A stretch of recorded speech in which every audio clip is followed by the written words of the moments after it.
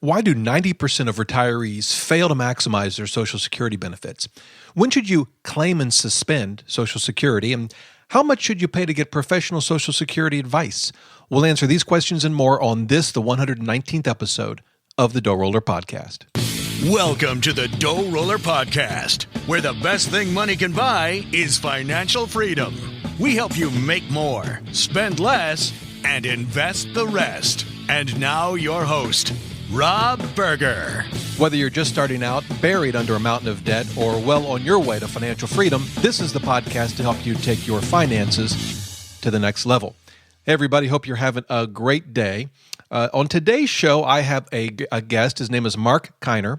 And here's how I found Marc. I received an email from a reader. Actually, I've received several over the last several months, but one in particular about Social Security. And the questions always were over my head. You know, I just am not a Social Security expert. I've not gotten to the age yet where I need to worry about it. And Social Security is really complicated. And so I'd received enough email. Finally, I said, okay, I need to find an expert on Social Security and bring him on the show. And that's what I did. And so I got on the internet and I found believe it or not, there's an association, the National Social Security Advisors Association, and found Marc Kiner from that association, and asked him, just emailed him, said, you don't know me, but I run this show that a few people listen to now and again, and would you mind coming on the podcast to talk about Social Security? He emailed me immediately. Actually, he called me. I was in a coffee shop. I sent him an email. Like 4 minutes later, my phone rings. I have no idea who it is. I pick it up. I'm like, Marc who? I don't know. Oh, wait, you're the guy I just emailed. Right. Got it. Sorry. Man, that was quick. And so anyway, had him on the show, and just a wealth of information. So here's what we're going to do. I'm going to in just a minute have him on the show. You'll hear the interview. I think it went well. Just a ton of information. I would really encourage you to check the show notes. You'll find those at DoughRoller.net/podcast119. This is the 119th episode. He talks about a lot of stuff. So you'll find two things in the show notes. One, links to all the resources that he mentions, including websites, calculators, books, his own site. You'll find, as you'll hear in the interview, if you want to find someone to help you, you can always use him, and you'll hear that. But also, you can find other people in your area if you want to, and he explains how to do that. And I'll have links to all that in the show notes. The other thing I'll have in the show notes is a transcription of the podcast itself. I know a lot of folks like to go back to that as opposed to just listening to the podcast. So that will be there. But there's just a ton of stuff packed into this episode. As you can imagine, Social Security, there's just a lot of moving parts, a lot of factors to consider. And so I really appreciate Marc and the time he took to share his expertise with us. But again, definitely check out the show notes for those resources and the transcript of the interview. So without further ado, let's welcome Marc to the show. Marc, welcome to the show. Thank you, Ray. Thanks for having me. Appreciate it. Yeah. I mean, Rob. That's okay. I've been called much worse. Okay. So, as I mentioned to you, I had some readers ask me about Social Security, how they should calculate it, what are the strategies, and it's just something that I'm just not familiar with. And so I found you. You happen to be a Social Security expert. How in the world? How does one become an expert in Social Security? They team up with a 35-year veteran of the Social Security Administration. That's how it happens. Rob, I'm a CPA. Right. Been practicing in Cincinnati for about 35 years. 4 years ago, I teamed up with Jim Blair. Jim worked with the Social Security Administration for 35 years, and that's how I got into this. I just saw a need to help people understand their benefits and to help and educate advisors. So is that your full-time job, helping people figure out the best approach for taking Social Security benefits? My full-time job is involved in the Social Security consulting industry. Some of it being helping individuals to understand and maximize their benefits, but the majority of our time is spent educating advisors nationwide about Social Security, thereby increasing their value to their clients. Okay, so you help the people that are helping the people. Yes, we do. We're like the advisor to the advisors. Okay. So do you go around the country giving seminars and whatnot to CFPs and the like? All across the country, north to south, east to west, Chicago, New York, Florida, San Jose, California, and after we're done today, I'm heading out to Troy, Michigan. Okay. Good. All right. So I know from talking to you before we hit the record button, you're a Cincinnati Bengals fan. Yes, I am, and a Cleveland Browns fan. And is it because I grew up in Cleveland, moved here in 1976. So okay. the Browns are my first base football team. I do want them to win all the time. Of course, that doesn't happen. And then I fall back on the Cincinnati Bengals. So since I grew up in Columbus, as I mentioned to you, and since I'm a Pittsburgh Steelers fan, you're probably pretty happy that we lost to the Browns. Extremely happy. Yeah. Because, Pittsburgh has had it too good since 1975, right? They have won a few of the big games. That is true. Yes, they have. They've had their time in the spotlight. Don't make me too jealous here, Rob. No, absolutely not. Well, the Browns and the Bengals both have, decent teams, at least compared to the Steelers. So there you go. Oh, you never know. Yeah. Football, is a very interesting sport. It's a lot of parity nowadays. A lot of parity. Well, of course, everyone was a Cincinnati Reds fan in the 70s. How could you not? Oh, they were. Them, right. That's right. I saw many of those World Series games. So Social Security. So this is an issue that's, on the one hand, in my mind, so complicated, and two, something I know so little about. It's almost hard to know where to start, Mark. So but I guess I'm going to kind of open it up to you. But if someone is approaching this issue, they're about to retire, they're at that age where they can take Social Security, how do they even begin to start to figure out the best approach for taking Social Security? People do need to either do their homework and do some research by going to the Social Security website and Google Social Security options, or talk with a qualified advisor. More than 90% of all recipients do not maximize their benefits. They could be living. I'm sorry. What percentage was that? 90%. Wow. It's probably closer to 95%. And they could be easily leaving between $150,000 on the table, but not exploring their options. The folks out there don't understand their benefits. Neither do their financial advisors or tax preparers or other professional advisors they may work with. And that's why Jim Blair and I saw a need to educate the advisors nationwide so they can better help their clients. Now, a lot of people think, Rob, they can go down to the Social Security office and review all their options, but that's not correct. The folks down at the Social Security office are basically just order takers. You need to know what you want to go down. You need to know what you want to do before you go down to the office to apply, because they're not able to help you. They've been directed by the commissioner in Baltimore not to review options with you. And over the past 3 years, Social Security has lost 11,000 people. That's 30 years plus for each person they lost walking out the door. And so if you go down there and you ask them to review your options and you throw out some of these terms that we're going to talk about later today, like claim and suspend and restricted application, they're likely to tell you those options went away a few years ago, and they may even tell you those options not even available. So people really do need to do their homework before they apply for benefits. And that's why this industry is really starting to grow, the Social Security consulting industry. Okay. Well, you mentioned that 90% or maybe even more don't maximize their benefits. Can you give me some ideas of common mistakes that people make that result in not maximizing their benefits? Oh, very easily. The first mistake is that people do assume that the Social Security reps will help them to understand their benefits. The Social Security representatives will tell you what you're available at age 62, 66, and 70, because that's right on your Social Security benefit statement. But they're not able to help you to coordinate spousal benefits, and they're not able to help you to maximize surviving spouse benefits.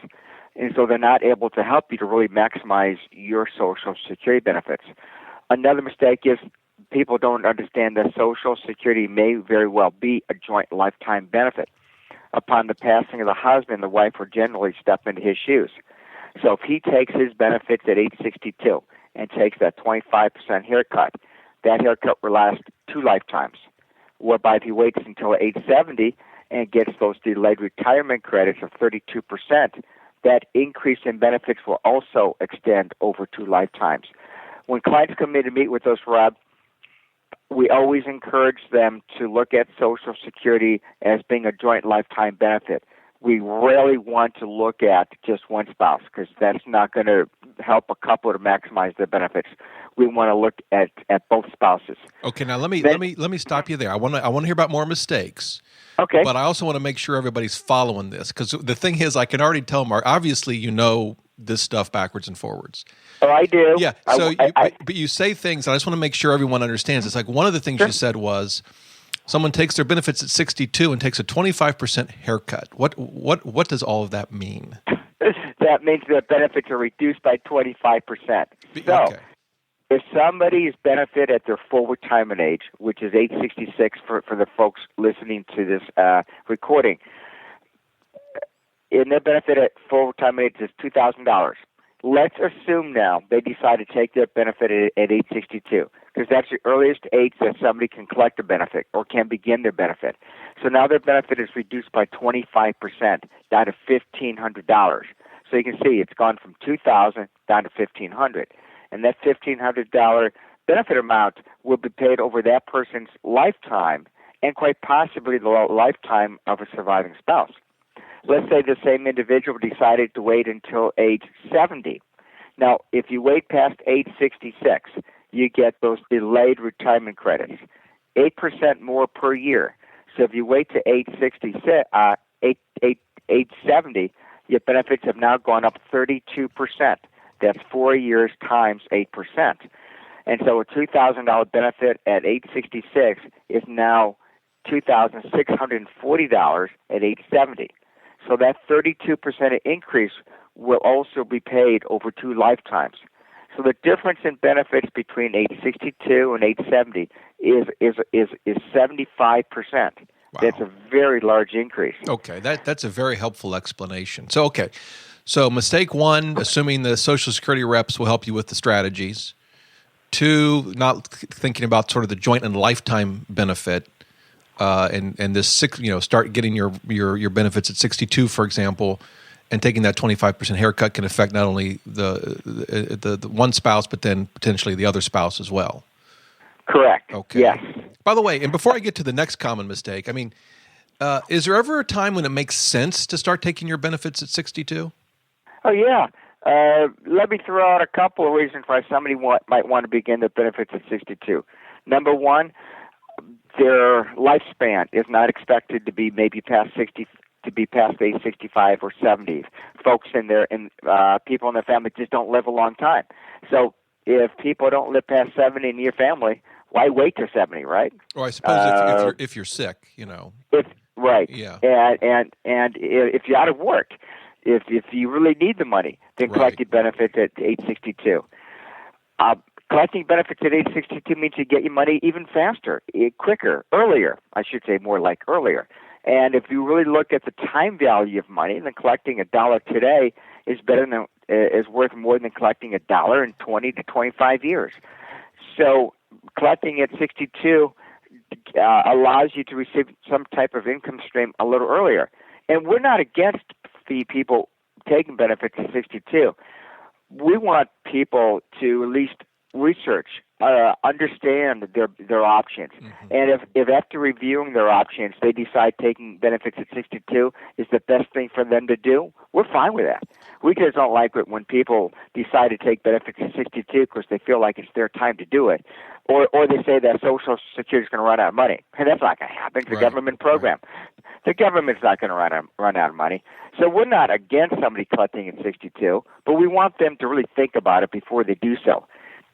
Okay, yeah, because a lot of this seems to me like you look at your options and then you have to kind of take your best guess. I mean, because a lot of it is going to depend on how long you live, which none of us know. And so there are pros and cons, I suppose, to each approach. But you're not. I mean, am I correct that you're not going to know for sure what's the absolute best approach because you're not going to know how long you're going to live? That's a really big question, Rob. How long are you going to live? Yeah. So we kind of look at the family. If somebody's parents are still alive, then they're likely to live until their 80s and 90s. Right. But if their parents died at 70, their lifespans could be a little shorter. Right. However, though, keep in mind, and this is probably a really good lesson for the listeners. Back in January of 1940, Social Security began to pay out monthly benefits.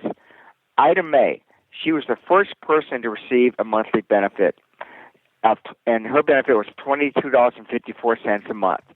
She lived until the ripe old age of 100. Good for her. Yes, she did. So she got her money's worth. She did. And so she received a benefit for 35 years. And back then, people didn't live till 100. There's no doubt. Average age was 60, but yet the program paid you out at 65. So great program for the government, right? They collect the tax but don't pay anything out. Today, folks are living into their late 80s, 90s, and into their hundreds. Jim and I, we were flying out to San Diego. We had a layover in Philadelphia. So I picked up the Philadelphia newspaper, and I looked at the obituaries. And there was a lady who lived to the age of 107. Her name was Dr. Nobel. And so folks now are going to may very well receive a benefit for 20, 30, or 40 years. So you really do need to make a wise decision early on.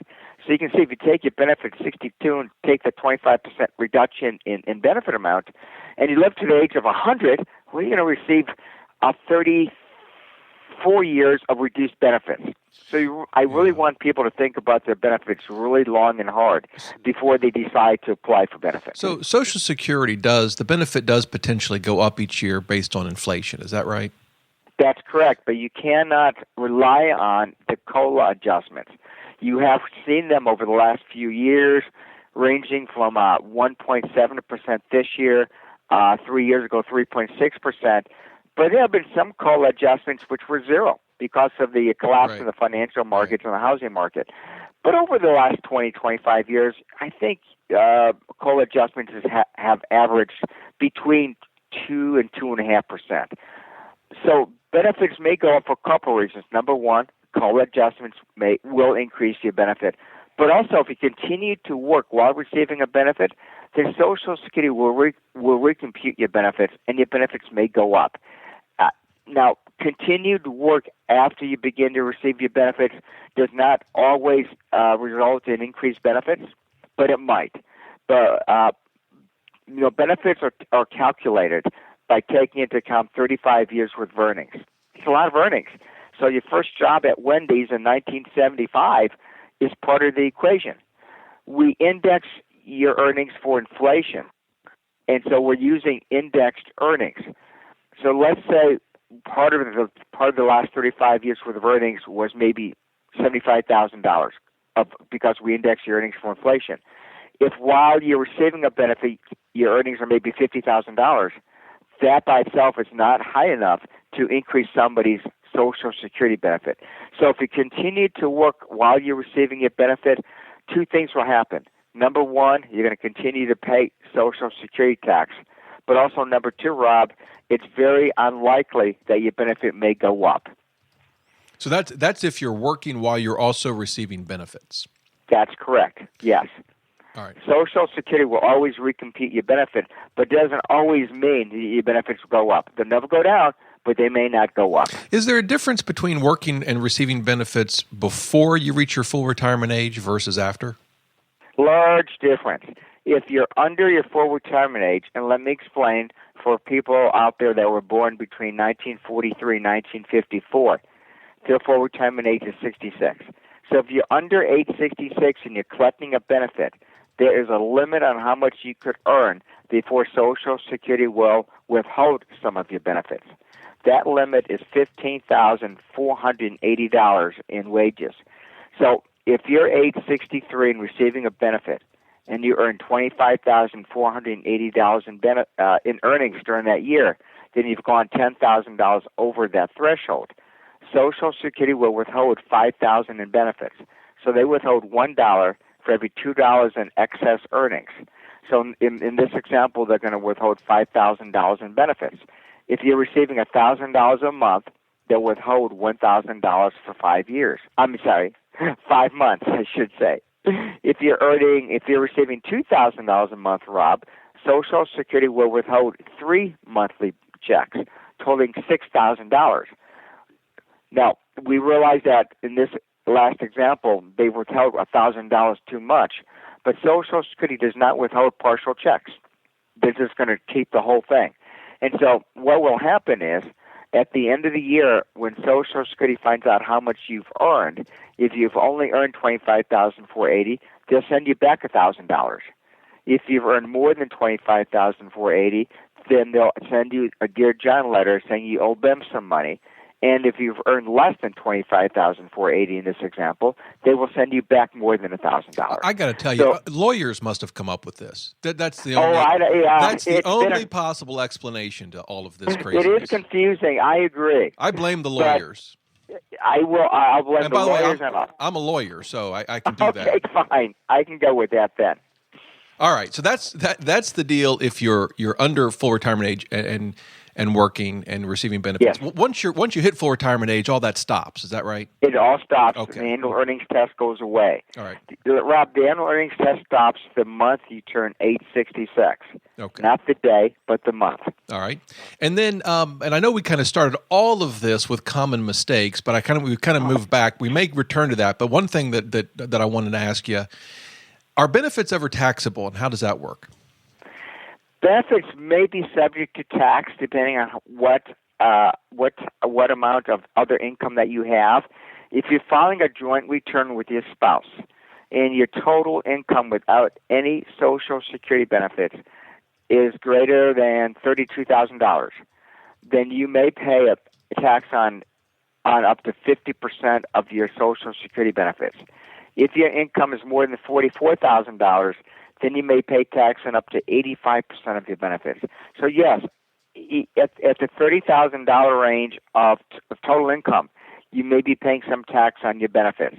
And the problem that most folks have is that they don't have any taxes withheld.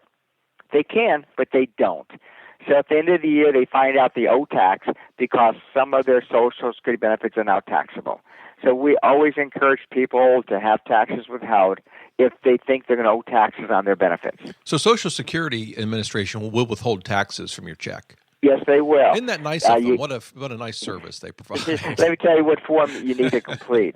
A W-4V form. You complete that, and they will withhold some federal income tax. And I take it for these numbers you gave us, like if 50% of your benefits taxable, if you make income more than $32,000, that income would, I assume, include distributions from a 401k or an IRA. Correct. It includes all of your income, even your gambling winnings and your lottery winnings.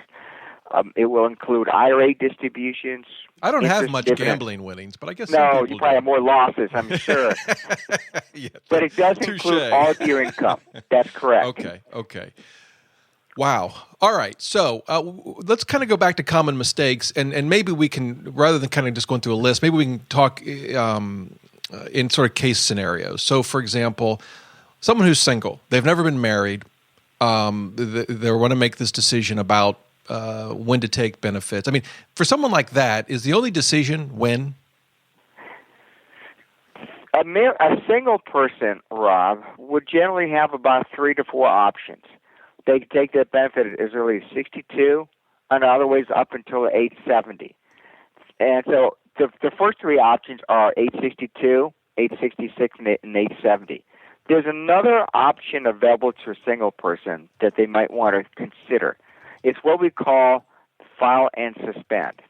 Let me explain how that works by talking through an example. Joan comes into our office. Her benefit at age 66 is $2,000, and she's single. So there's no young kids out there, no spouses, no ex-spouses. So at her age 66, she can collect $2,000 a month. She comes in, she tells us she's going to live to 100 or whatever, and she wants to delay her benefits until age 70 so she gets those delayed retirement credits. If she tells us that, we will tell Jane to utilize to file and suspend. File an application for benefits at age 66, but tell Social Security not to send her a check. This way, she's building up a cash reserve. Let's fast forward 2 years. Jane is now 68 years old. She needs money for long-term care, medical costs, grandchildren education. She can call Social Security up, and they will send her a check for $48,000. That's 24 months times $2,000 a month. And so by doing the claim and suspend, or another name, Rob, is file and suspend, she's now building a cash reserve. And she can call Social Security up, and they will send her a check for all benefits not paid to her yet.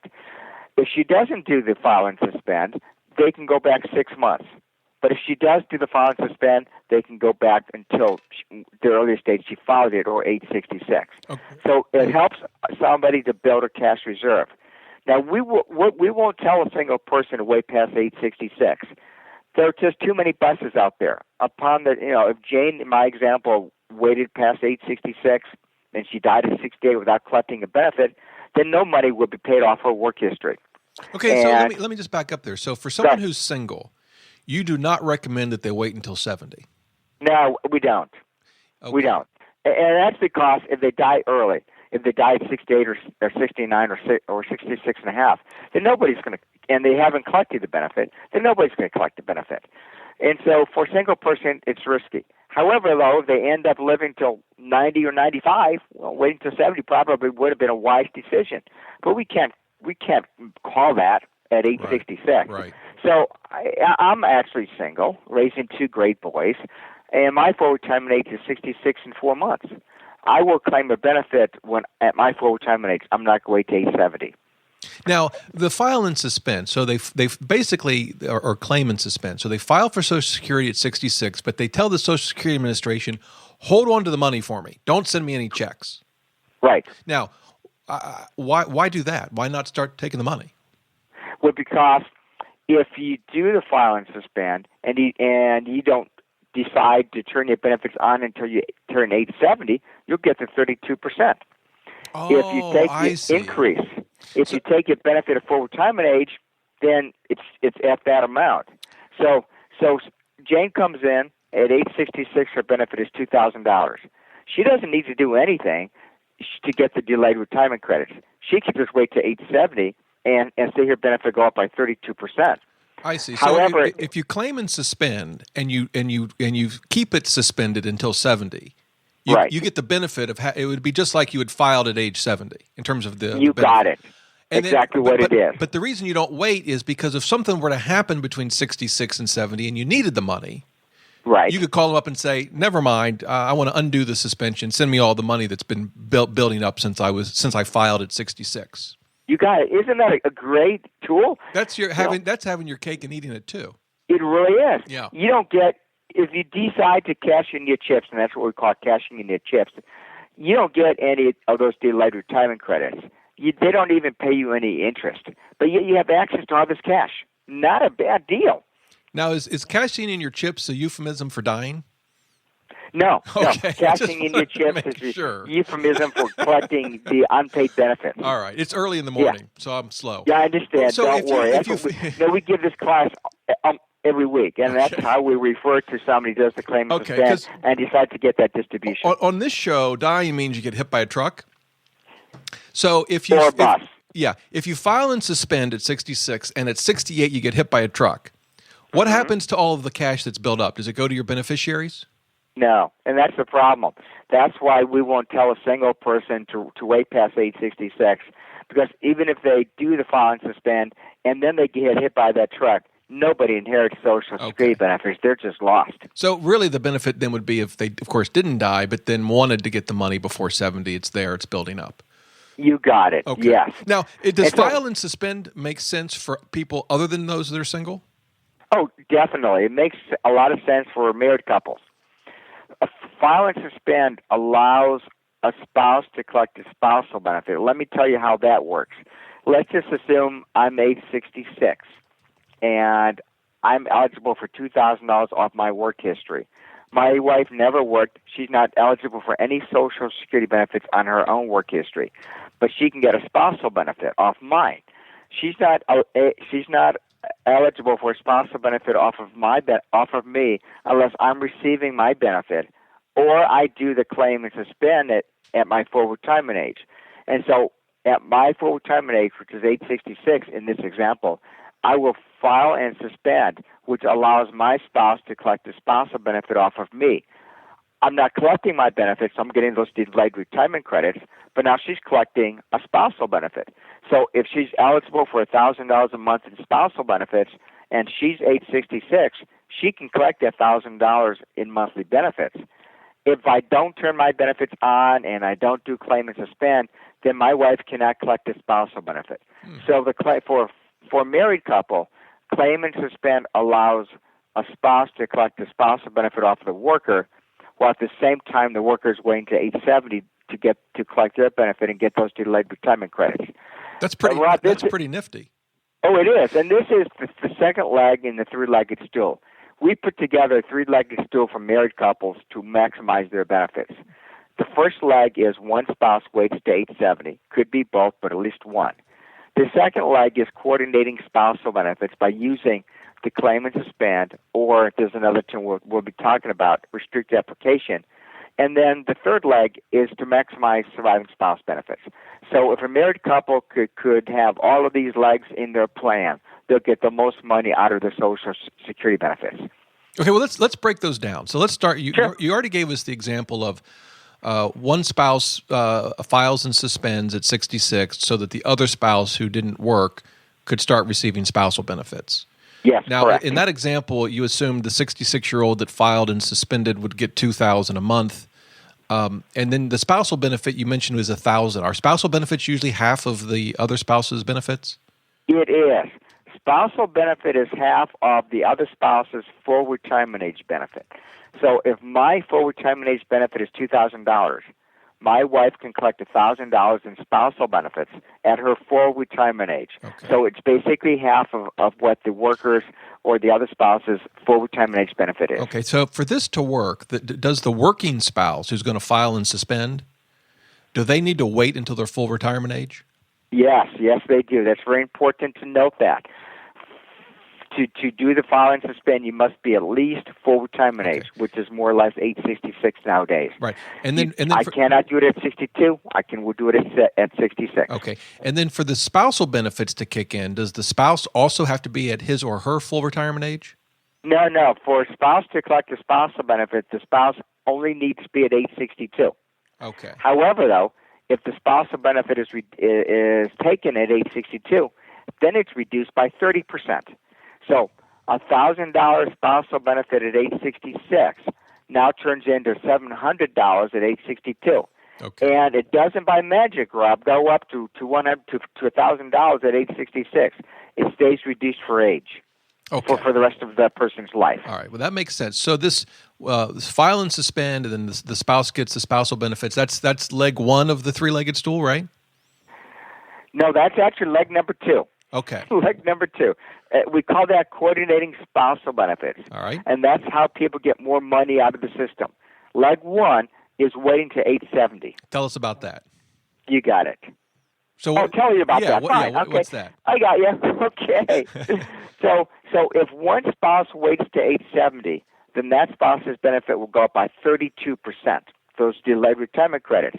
And so when we look at a married couple's top three options to take their benefits, those options will always include at least one spouse waiting to age 70.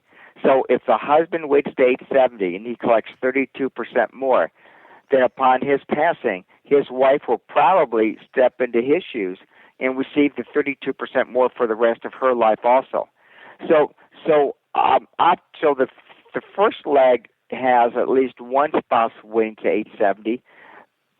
Both spouses may wait to age 70, but that's not always in the first leg. At least one spouse needs to wait to age 70 for a married couple to maximize their Social Security benefits. So that's like the best scenario. If you can do that, that's what a couple. You got it. Okay. Yes. And then file and suspend. That's the second leg. Is that sort of like the second alternative? If you can't do number one, then do number two. Oh no, it's not. They're not mutually exclusive. You do them all together. One leg, one spouse will wait to age 70. The other leg, you're going to coordinate spousal benefits by doing the claim and suspend or the restricted application or both. And then the third leg is maximizing widow benefits. So you can combine all three strategies into one into one option. All right, and that's how you maximize your benefits. I want to make sure I understand this because I'm slow today. So that's fine. When one spouse can wait to age 70 by, tell me if I got this right or wrong. One spouse can wait to age 70 by, at 66, filing and suspending and not collecting the benefits until they're 70. True. Yes. Or one spouse can wait to age 70 by doing nothing. But I thought the theory was you wanted to file and suspend at 66 so that your spouse could start getting benefits. True. You are correct. However, though, and if that's your focus, that you want a spouse to collect a spousal benefit, and that's your focus, then yes, the spouse. Let's just say it's the husband for now. Husband will file and suspend at age 66. But also, to get those delayed retirement credits at age 70, you don't have to file and suspend. You could just wait to age 70. Gotcha. However, by filing and suspending, it may allow a spouse to collect the spousal benefit. Okay. So yes, you are correct technically. Okay. And then you've mentioned another term that I want to make sure I've got right, and that is restricted application. What does that mean? This is fun. The restricted oh, good, because we haven't had fun yet. Now we need fun. Good. I think all this stuff is fun. Restricted application allows me to collect the spousal benefit off of my spouse while I'm waiting to age 70 to collect my own benefit. So let's look at an example. My benefit at age 66 is $2,000 a month. I can collect my benefit at age 66 and get $2,000, but I would prefer to wait to age 70 because I want those delayed retirement credits. I'm also eligible for a spousal benefit because my wife worked and has earnings. My spousal benefit off of her, let's just say, is $750 a month, and I'm eligible for that. So at age 66, I will file a restricted application to claim only a spousal benefit, leaving my own benefits untouched. So at age 66, I file a restricted application and I start to receive $750 a month, and I'll receive that for 48 months. And then at age 70, I turn on my own benefits, which have now gone up by 32%, from $2,000 up to $2,640. So a restricted application allows me to collect the spousal benefit off my spouse, leaving my own benefit untouched. So if my wife and I are both going to wait to age 70, then one of us must turn on a spousal benefit. I can do that by filing the restricted application, or she can do it by filing a restricted application to collect the benefit off of me. But one of us must one of us must collect the spousal benefit, and that's what we call coordinating spousal benefits. That's leg number 2 in our three-legged stool. So let me back up. The claim and suspend allows my spouse to collect a spousal benefit off of me, and the restricted application allows me to collect a spousal benefit off my spouse. And in both situations, I'm waiting to age 70, and I'm going to get the 32% increase. Now, I can't do either of these strategies until I reach full retirement age. So there's a lot of myths out there at these cocktail parties. If your listeners go to a cocktail party and they're told that they can file a restricted application for a spousal benefit at age 62 and then turn their own benefit on at age 70, that's just completely false. They can't do that. You can only file a restricted application for a spousal benefit upon reaching full retirement age and not earlier. So your listeners need to realize what they hear at a cocktail party will probably not be correct. So to both file and suspend and to do a restricted application, you need to be full retirement age. Yeah, that's correct. Yes. And so the file and suspend, does one spouse have to file and suspend for the other one to file a restricted application? Yes. Let me explain how that works. In order for my wife to collect a benefit off of me, two things have to happen. Number one, I need to be age 62. 62 or 66? 62. Okay. For my wife to collect a spousal benefit off of me, I need to be age 62, at least age 62. I could be older, but I have to be age 62. Okay. But number two, and this is more important, I need to be either collecting my own benefit or do the claim and suspend. So at age 66, I would do the claim and suspend.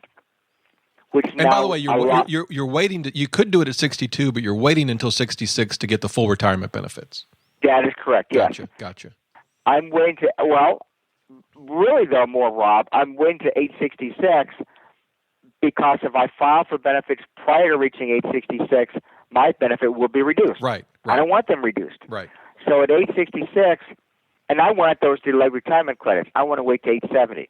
So at age 66, in order for me to allow my wife to collect the spousal benefit off of me, I need to do the claim and suspend, and I can only do that upon reaching age 66.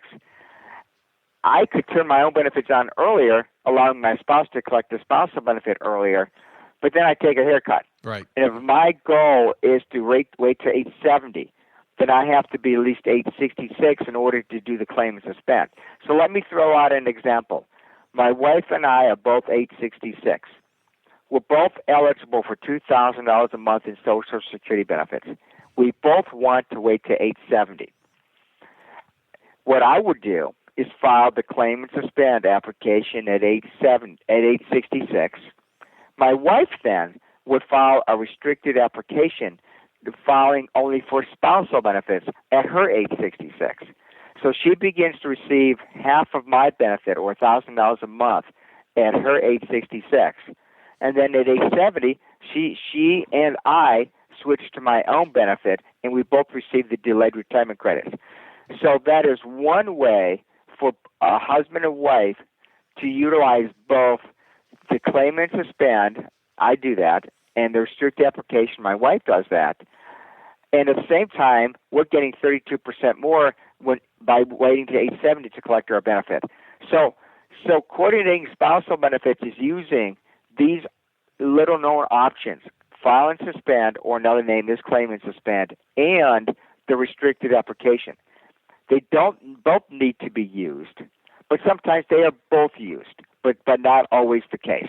Can you, I'm going to guess I know the answer to this, but can both spouses at age 66, can both file and suspend and then both file a restricted application?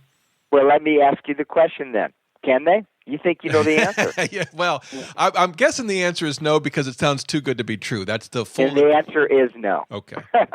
And the reason why, in order for my wife to collect the spousal benefit off of me, I have to be either collecting my benefit or I can do the claim and suspend. So a husband and wife cannot be collecting a spousal benefit off of each other at the same time. However, though, Rob, let me say this.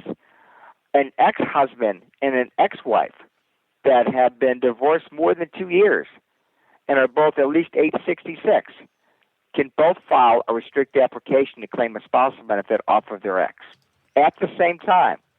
But you just can't do that if you're married to the same person. So you're saying everyone should get a divorce at age 64? Then 2 years later, no, I'm just kidding. Okay. No, I'm not really saying that. Bad joke. I just, don't worry. But also for a divorced individual to file off of an ex, they have to have been married for at least 10 years. I want to go back. I want to go back to the three-legged stool to make sure I got all three legs. One is one spouse waits to age 70. That's leg one. Yes. Leg two is the file and suspend. And restrict application. Right. But a better name for that is coordinating spousal benefits. Okay. So leg one, wait to 70. Leg two, coordinate spousal benefits. And then what's the third leg? Maximizing surviving spousal benefits. You got it. Pretty simple. I'm in Evernote taking notes while we do this. So coordinating. I'm testing your knowledge, Rob. Well, I have to write the show notes to this, so I'm trying to take the best notes I can. So, okay, have we already talked about the maximizing the surviving spouse benefit? I don't think we have we? No, we have not. So tell us about that. Sure. So upon my death, my wife, let's assume she's not eligible for any benefits at all. My wife will step into my shoes and collect what I was receiving when I died. So if I died at age 75 and I was getting $2,000 a month, she would get $2,000 a month at her full retirement age. Okay, so let's take it a step further.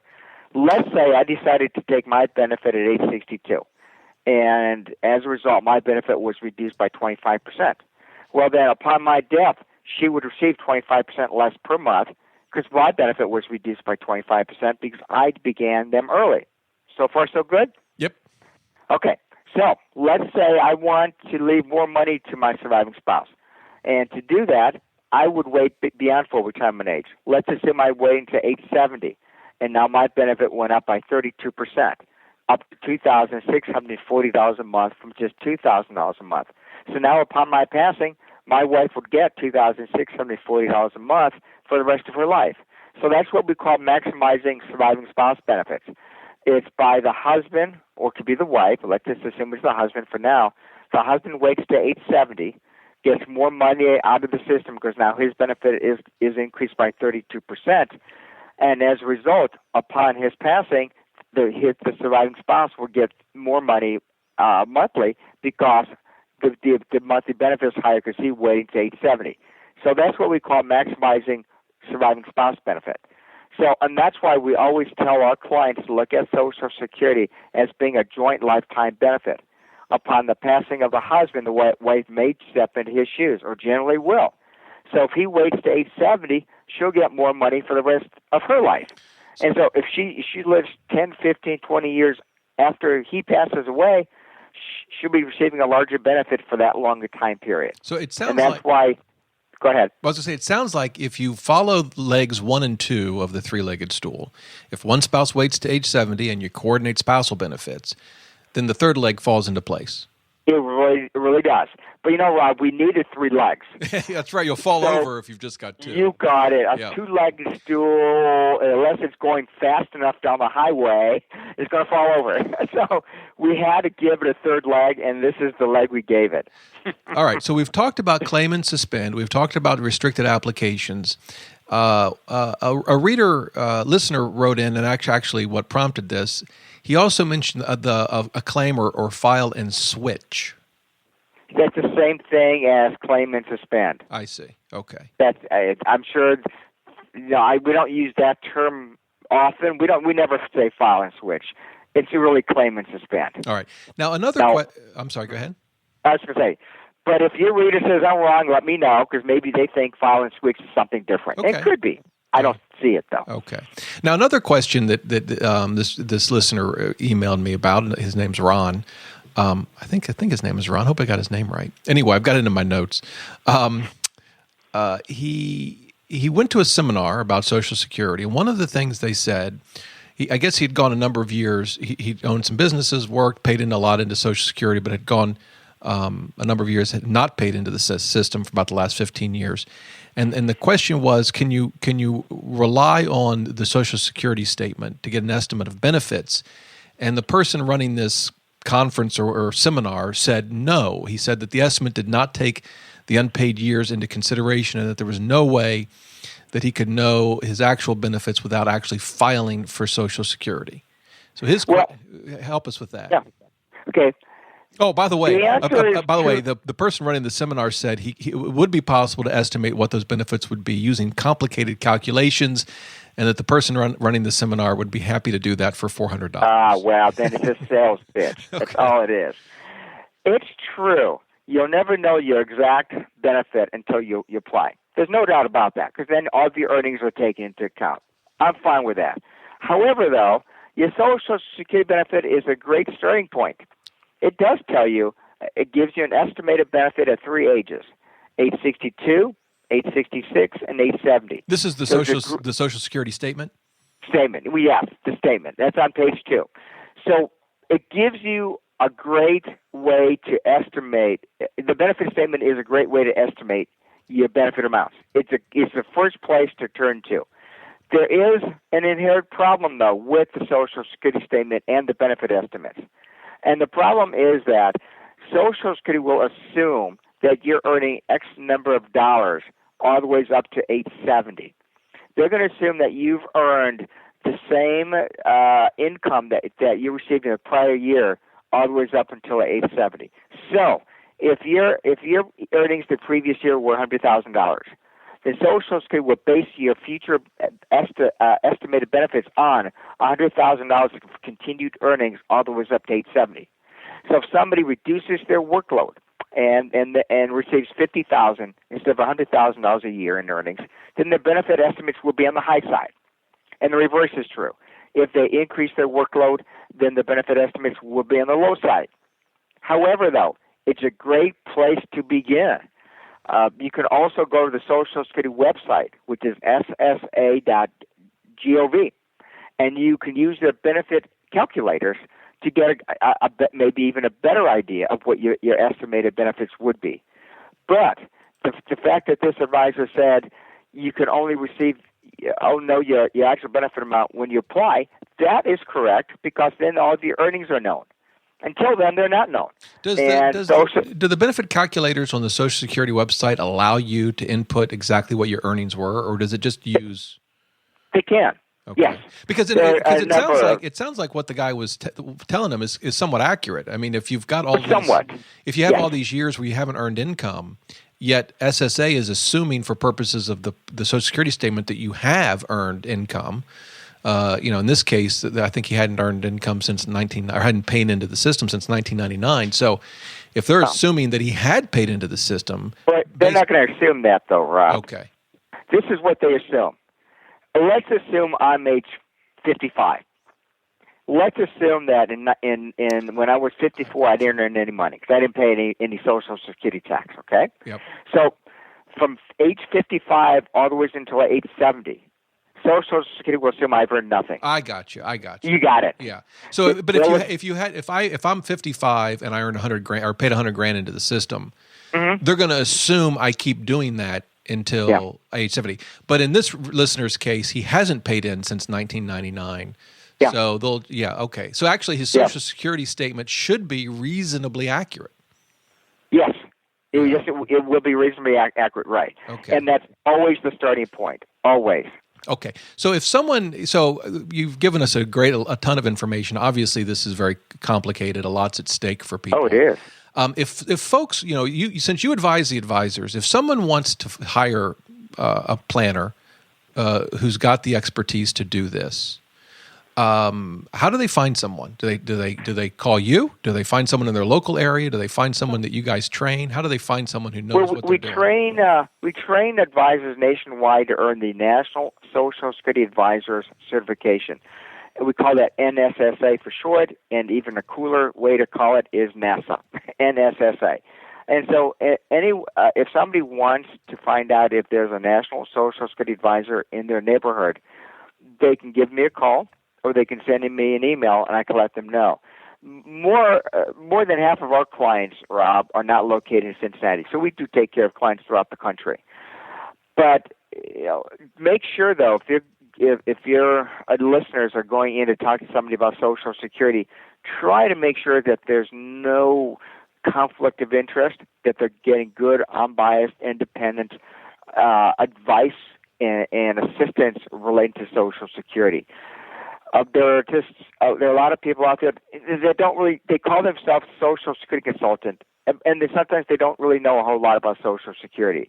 And so try to look for somebody who has earned the National Social Security Advisor certification.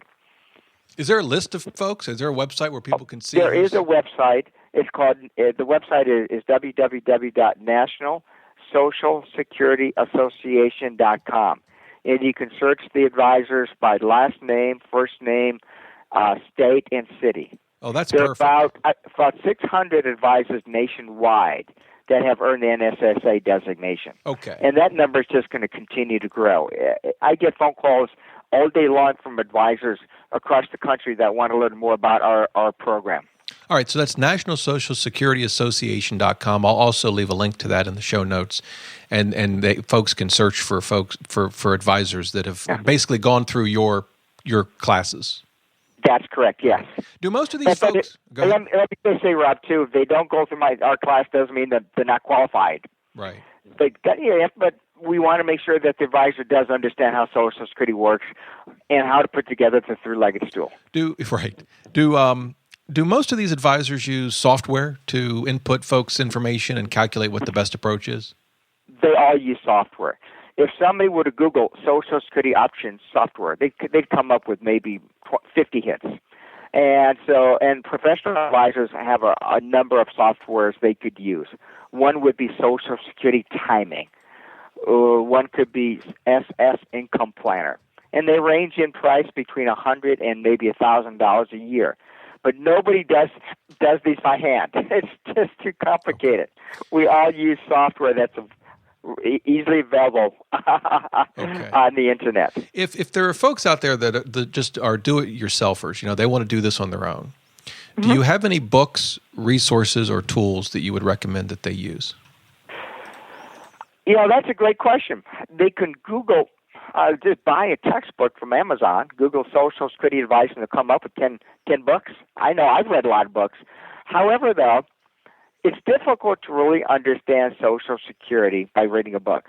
You really need to meet with somebody. However, on the other foot is somebody can go online and Google Social Security options, and they'll come up with some websites that are available to the regular people out there.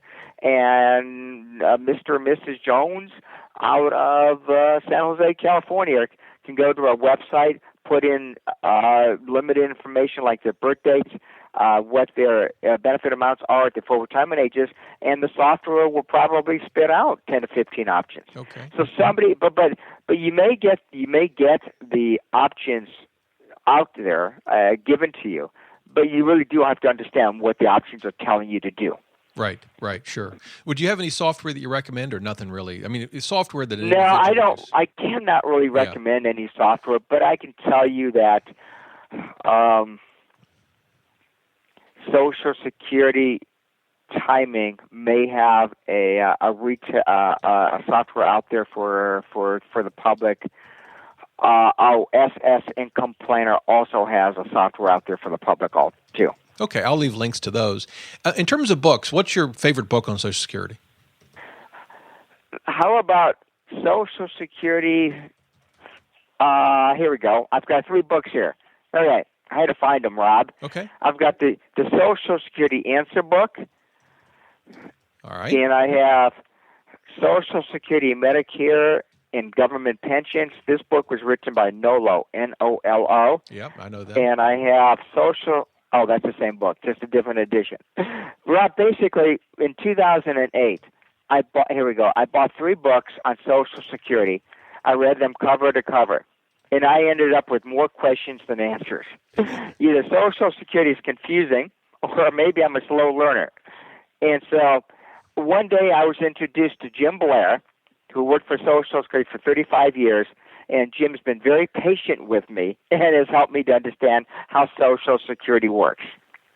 Well, that's great. I appreciate those books. Okay, well, one last question for you. If someone does want to hire an individual, they go to your site, and that's how people should find you as well, National Social Security Association, is that right? Well, as a matter of fact, that website, Rob, will give people the names of advisors out there that have earned the designation. Okay. My website is different, though. My website is mypremierplan.com. Okay. That's how people can find out what we do. It's www.mypremierplan.com. Okay, and I will. I'll leave the link to that in the show notes so people can find you. And then, if someone does want to hire someone to help them figure out their benefits, what should it cost? What would be reasonable, and what would be being ripped off? Let's just say we charge $349.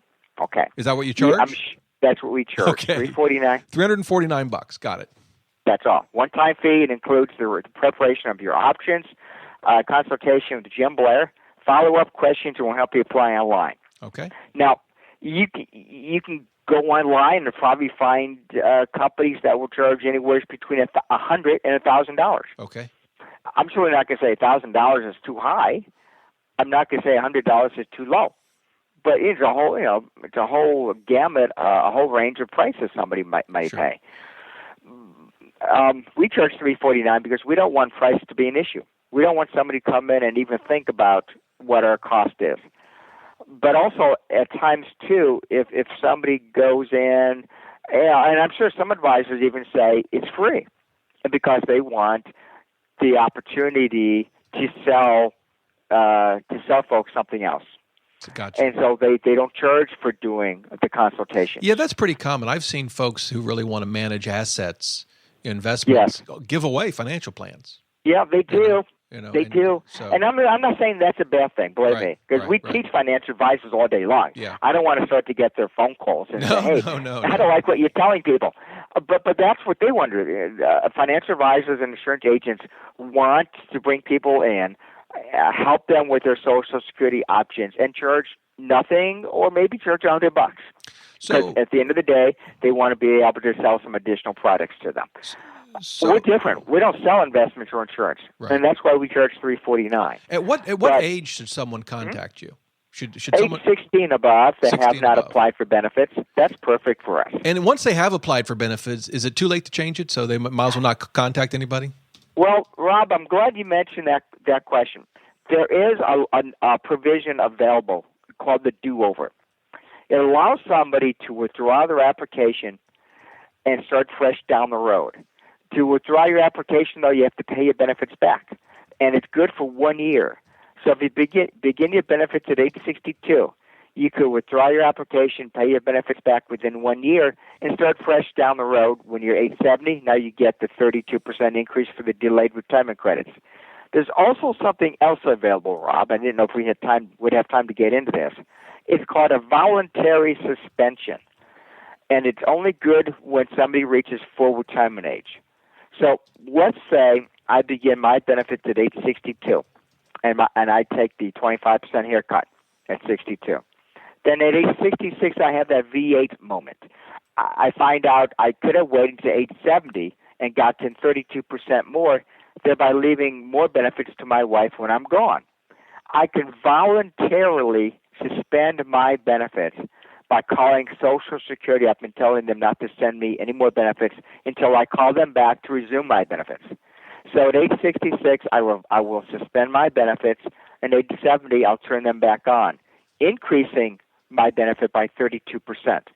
I'll never get my maximum because I did collect 4 years of benefits, but at least I can get more money by waiting to age 70 and thereby leaving more money to my spouse upon my passing. So the do-over, Rob, is good for 1 year, but when somebody reaches age 66, they can voluntarily suspend their benefits. Great. Okay. Well, that's terrific. More complexity, but I guess it's more options for folks. It's more options. Yeah. And people don't know that. Most people think, they started at 62 and they're stuck with that for the rest of their lives. Well, that's not necessarily the case. You can suspend your benefits. Interesting. But Rob, what if you suspend your benefits and you forget to turn them back on, and now you're 75 years old? Well, you lost some benefits because you didn't turn them back on quick enough. But no one's going to forget that. I would definitely set a reminder in my calendar. Yeah, me too. Nobody will forget to turn their benefits back on. Well, Mark, you've been very patient with me as I try to understand this, and I'm grateful. Before I let you go, one last question. I promise this is the last question. Any tips or tricks or pitfalls, things that I'm not smart enough to ask you that we should have covered? Yeah, I think the biggest thing people need to know, Rob, is that they do have options. They really do need to make a plan to understand, maximize their benefits. 75% of the folks that come to meet with us have already made a plan. They've already kind of made a decision on what they want to do. They have no clue that they're forfeiting money based on the plan that they take. So people need to have an open mind.